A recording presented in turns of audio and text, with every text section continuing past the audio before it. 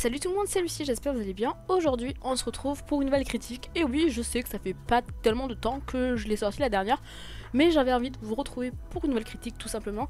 Alors attention au spoil bien évidemment, mais attention, ça ne reste que mon avis personnel, vous avez le droit de ne pas être d'accord. En tout cas, n'hésitez pas à liker, à vous abonner si ce genre de vidéo vous plaît, et moi je vous dis c'est parti.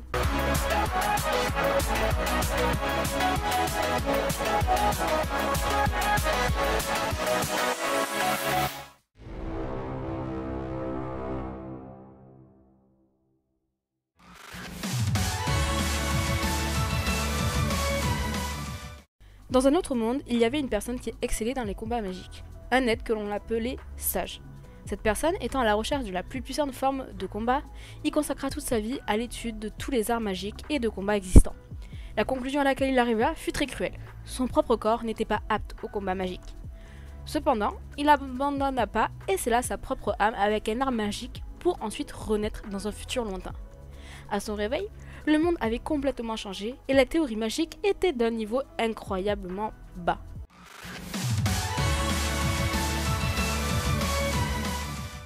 C'est des graphismes plutôt classiques, ils correspondent à tout ce style d'animé de niche, entre guillemets on va dire, que je regarde en règle générale. Ils sont pas dégueulasses, mais là je suis vraiment très gentille quand je dis ça parce que vraiment ils sont vraiment pas ouf. Mais maintenant, vraiment quand je vous dis que c'est pas de la grande animation, c'est vraiment pas de la grande animation. Contrairement à d'autres, il n'y a pas de moment où tu te dis waouh c'est trop stylé, ou où je me suis dit que l'animation se démarquait vraiment dans notre épisode. Là les scènes de combat sont même pas ouf, c'est pour vous dire à quel niveau c'est. Et il n'y a pas de 3D donc c'est pour me ravir, mais vraiment il n'y a aucun moment où tu te dis ouais ils ont fait un effort. Là non, franchement le graphisme basique au possible, et encore c'est du basique moins quoi.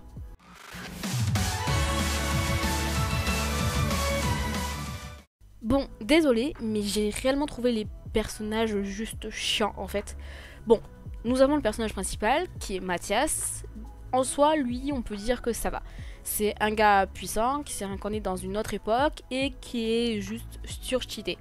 Il rentre dans une école et en met juste plein la vue à tout le monde, que ce soit les enseignants, les adultes, les étudiants, bref, tout le monde. Et entre guillemets, il est plutôt neutre au niveau politique.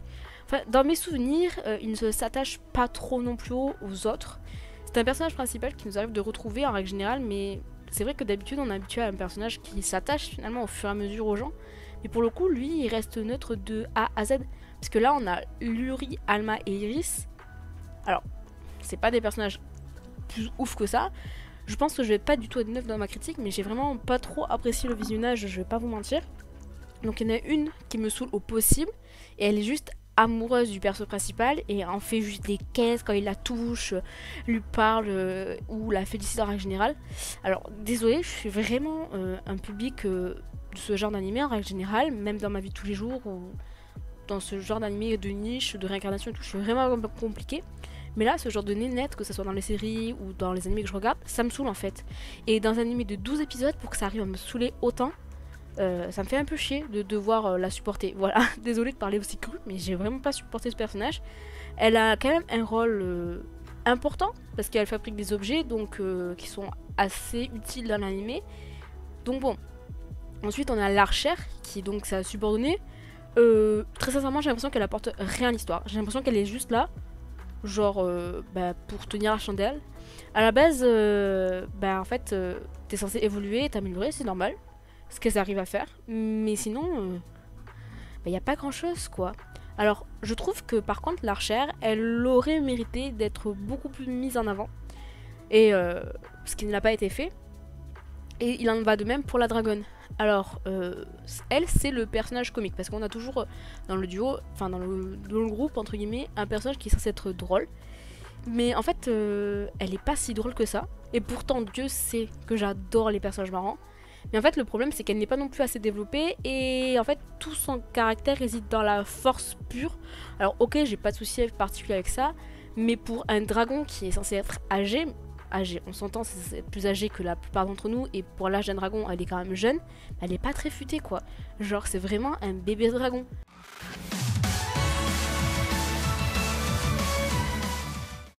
C'est une histoire classico-classique. C'est un ancien puissant qui meurt et qui est réincarné dans une nouvelle époque. Jusque-là, tout à fait classique, on a l'habitude, c'est pas le premier. Donc moi j'étais ravie sur le synopsis, je me suis dit ok, je vais regarder ça tranquille, mais pas du tout. Et en fait, il se rend compte que ce qu'il a accompli à l'époque n'est plus du tout d'actualité. Ça encore, c'est entre guillemets plutôt bien amené, on va pas se mentir, les démons, bon, sont pas mal. Enfin pardon, surtout un démon n'est pas trop mal, les autres sont juste très stupides. Après, c'est pareil partout en règle générale. Donc jusque là, bon, on n'était pas très dépaysé. Mais sinon, il y a l'école. Et le héros va à l'école. Comme dans tous les trucs de réincarnation, le gars il s'améliore, il va à l'école. Mais en fait, détrompez-vous, ce n'est pas le fait qu'il va à l'école qui me gêne. Mais c'est le fait qu'il va à l'école et en fait ça ne lui apporte rien à lui. Certains vont à l'école pour la famille, pour éviter de prendre la place du chef de famille, ou alors pour une quête, soif d'apprendre, être tranquille, se faire des amis. Non, là il y va parce qu'il faut y aller. Bon, encore une fois, l'école c'est un truc qu'on retrouve vraiment partout, mais l'histoire ne m'a vraiment pas plus emballé que ça. Vraiment, pour être sincère, là c'est vraiment pas un animé qui m'a plus que ça. L'histoire est banale, mais ce qui est dommage c'est qu'elle aurait pu être beaucoup plus cool que ce qu'elle a été. Notamment avec des bons personnages. Parce que oui, une bonne histoire c'est aussi de bons personnages.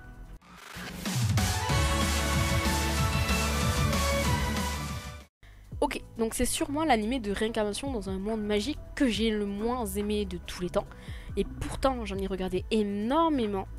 Et que j'aime énormément ça aussi. Mais en fait, en règle générale, je suis pas très compliquée. D'ailleurs, je me suis fait taper sur les doigts par certains parce que j'avais aimé un animé de réincarnation qui avait été dit de nul. Mais là, en fait, les personnages sont chiants et l'histoire est pas très bien amenée au fond, je trouve. Les combats sont pas non plus folichons. Bon, en vrai, ça passe. Là, je t'attends sur un truc, mais pour ce genre d'anime, ça passe. Donc, au final, je ne vous le conseille pas. Franchement, passez votre chemin. Mais comme à chaque fois, vous pouvez me dire que vous aimez et vous avez adoré cet animé. Donc, je vous invite à me dire en commentaire. C'est pas un animé pour moi et pourtant, je suis allée jusqu'au bout. En règle générale, je me force. Là, je me suis forcée. Mais ça n'a pas non plus été la mer à boire, quoi. Les personnages m'ont gonflé, 2-3 petits coups sur les 30 secondes supplémentaires, et c'est bon, ça passe. Donc n'hésitez pas à me dire si ce genre de vidéo vous plaît en likant et en vous abonnant, et moi je vous dis à bientôt pour une nouvelle vidéo.